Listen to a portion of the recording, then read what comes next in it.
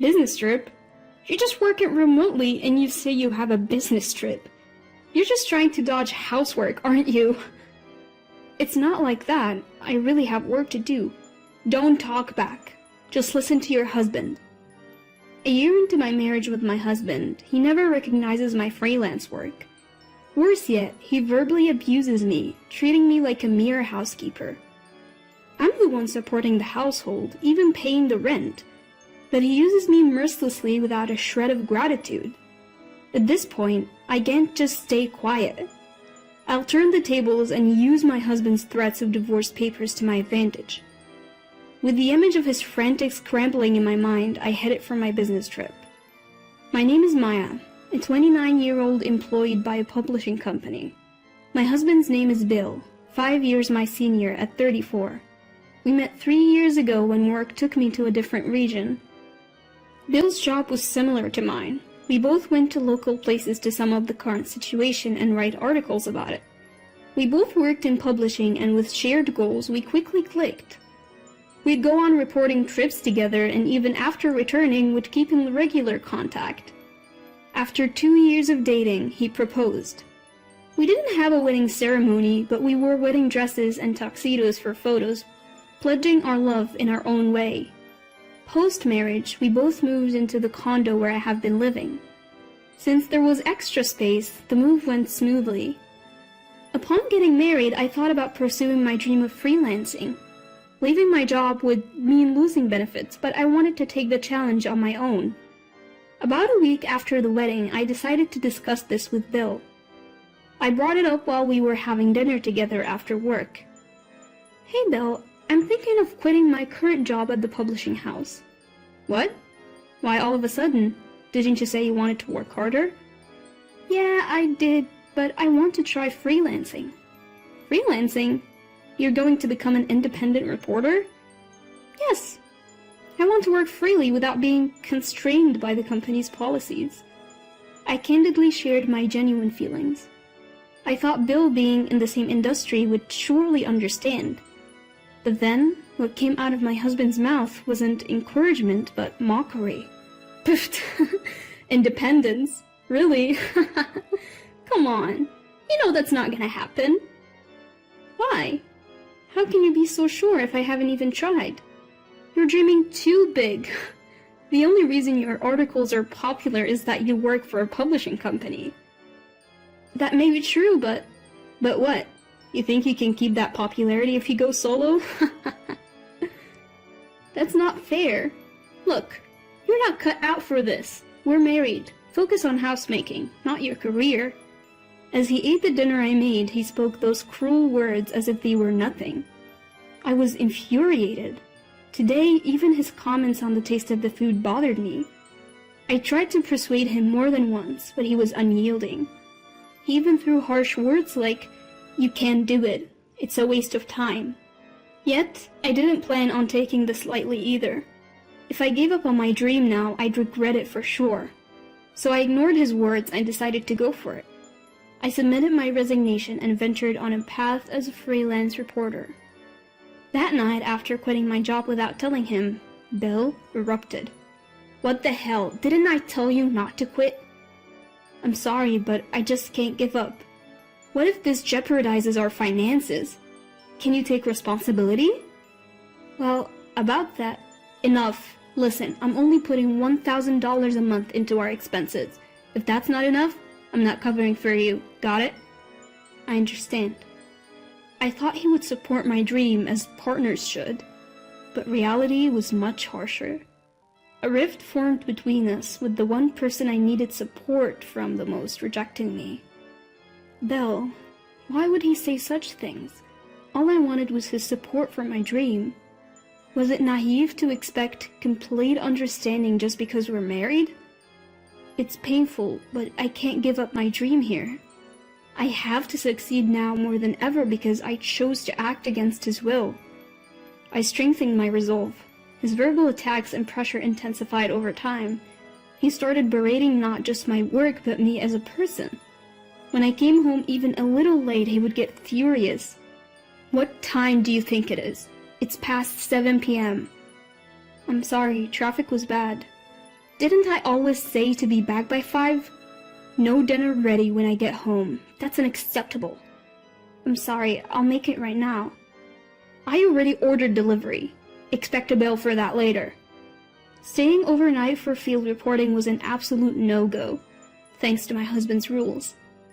So I had no choice but to limit my reporting to places I could visit and return from within the same day. But sometimes interviews take longer than expected or traffic just doesn't cooperate. You can't predict what will happen until you're actually on the scene. My husband insisted that I be home by 5 p.m., but that's not always doable, given how weather or unforeseen circumstances could throw a wrench in the works. That being said, confronting my husband head-on was not an option. He goes to a physical office every day and works his tail off while I have the freedom to work remotely unbound by organizational rules. I guess he couldn't stand that our working environments were so different. Understanding his feelings, I always tried not to provoke him, but I kept striving in my career as a feature writer. Initially, I submitted articles to various platforms on a freelance basis and got paid per assignment, but eventually I started getting direct commissions. I even got requests to start a blog, so in addition to feature writing, I began blogging too. My income skyrocketed as a result. Before I knew it, I was earning roughly 3 times what I made as a salaried employee. Some months, I even pulled in more than $10,000, providing more than enough for our savings. Even after achieving a stable monthly income of $10,000, I kept it a secret from my husband. I knew he'd flip if he found out I was freelancing and making more money than him. A year into our marriage, his attitude hasn't changed. If anything, it's gotten worse, and our conversations are practically non-existent. Instead, he increasingly berates me. Then, one fateful day. On a rare day off, I bought some clothes from a luxury store. When I got home, my husband glared at the shopping bags and sneered. "You can barely bring in any money and you're out shopping like it's nothing. Do you even know your place? I earned the money myself, so why can't I spend it?" "Huh, really? Aren't you using the $1,000 I give you every month?" "That's not it. That $1,000 can't even cover rent. Why would I touch that?" "Did you just call me low income?" "No, nobody's saying that." Suddenly, he hurled his beer can at me. It narrowly missed me but spilled all over my new clothes. "What are you doing?" Fuming, he shouted back. "I give you $1,000 every month, okay? You should be grateful." "Grateful? The missing rent and all the other bills are paid from my earnings. You must be dipping into your savings, right? There's no way you're making more than me." "Believe what you want, but I'm not burdening you, not in the slightest. Go ahead, keep talking. Don't expect any handouts from me later on." My husband threw a can and sneered at me, not even bothering to apologize. I felt like I was reaching my breaking point with him. Several months later, I received a direct request from the publishing company I regularly contribute to, asking me to cover natural disasters overseas. It's an overseas assignment, so a day trip was out of the question. I decided to tell my husband about the work trip. "Bill, I know it's short notice, but I'll be traveling overseas for work this weekend." "Work trip? You're just a freelancer. What are you talking about? You just want to slack off on housework, don't you?" "That's not it. I really have to go. There's no way a freelancer like you has to go on an overseas work trip. How could you lie like that?" "It's not a lie. I was directly asked by the publisher." "Don't talk back. Just listen to your husband." As if I were the one being unreasonable, my husband continued to berate me. Fed up with his irrational behavior, I glared at him. Finally, he spoke, clearly irritated. "Do you even know your place? You're just a reporter in name only, practically unemployed, and yet I still stay married to you." "Stay married to me?" "Yeah. You wouldn't survive without me. If you have a problem with that, let's divorce." My husband pulled out divorce papers from his suit pocket and tossed them in front of me. That was the moment. A vein in my temple throbbed, and a rage I've never felt before consumed me. I can't take it anymore. I absolutely refuse to stay married under these conditions. From now on, I'll use him to my advantage. My husband always threatened me with divorce papers whenever he was displeased. Until now, I'd always apologized because I didn't want a divorce, but I realized that wasn't necessary anymore. I filled out the divorce papers and submitted them while he was out. I also arranged to terminate our condominium lease at the end of the month. Furthermore, I moved up my overseas work trip and headed to my destination that day. I didn't tell my husband anything and kept my messages and call notifications off. Having finished all my work, I returned home after 2 weeks abroad. The time was already past 8 p.m. and the lights were on in the house. I didn't want to see him, but I had no choice but to go home. Taking a deep breath, I opened the front door. Hearing that, a series of loud footsteps erupted from the living room. I looked up and saw Bill standing tall with his arms crossed. Just as I was about to speak, he started yelling at me. You have the nerve to come home like nothing happened. Where have you been without even replying to my messages? I told you, remember? I was on a business trip abroad. Business trip? Business trip? Seriously, as if someone like you, who occasionally works remotely to write boring articles, could ever go on a business trip. I told you, I got an assignment from the publishing company. I even got paid for it this time. Paid? What did you get, like $10? What a fool, spending money on transportation to go abroad just to make $10. Bill kept on belittling me with his crude laughter. But what he didn't realize is that we're no longer husband and wife. He's only able to act so high and mighty because he doesn't know, and his words no longer have any effect on me. Finally, I calmly said, "Do you enjoy putting people down like that?" "What? What are you talking about? If you feel belittled, it's your fault, isn't it?" "I haven't done anything to be looked down upon by you. In fact, I make about 5 times more than you do." 5 times? As if. That would mean you're making close to $10,000 a month. Yes, that's correct. What? Faced with this unexpected truth, Bill's face twitched.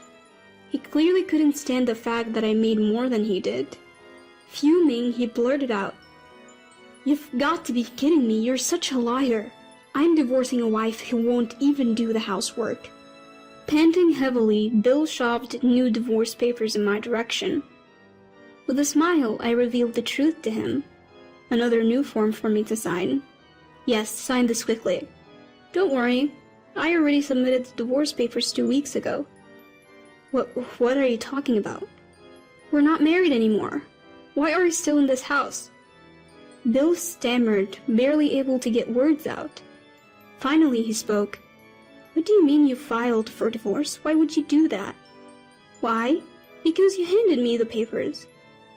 "But I didn't really want a divorce." "Well, too bad. I thought it was okay to part ways, so I filed." "You've got to be kidding me.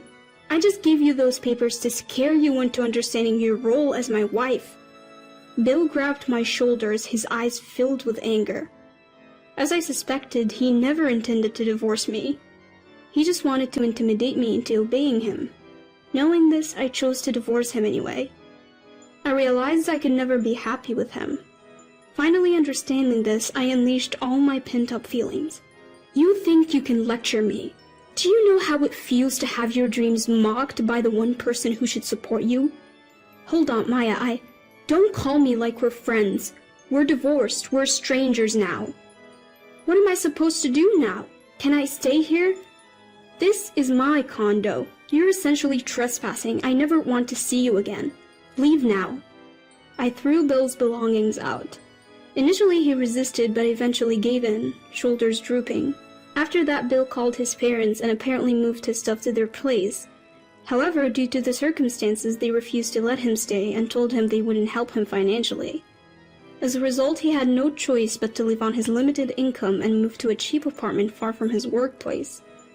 He can't spend money like he used to, and just getting by has become a struggle. His savings have run out, and now he's living a dull life just trying to save money. As for me, I've signed a lease on a different condo and started living alone. The move went smoothly, and now I'm enjoying my work in my new home office.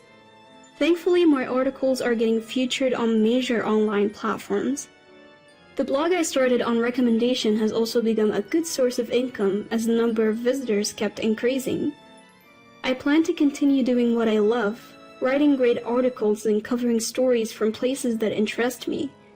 I want to keep my current job, but do it in a way that's sustainable for me.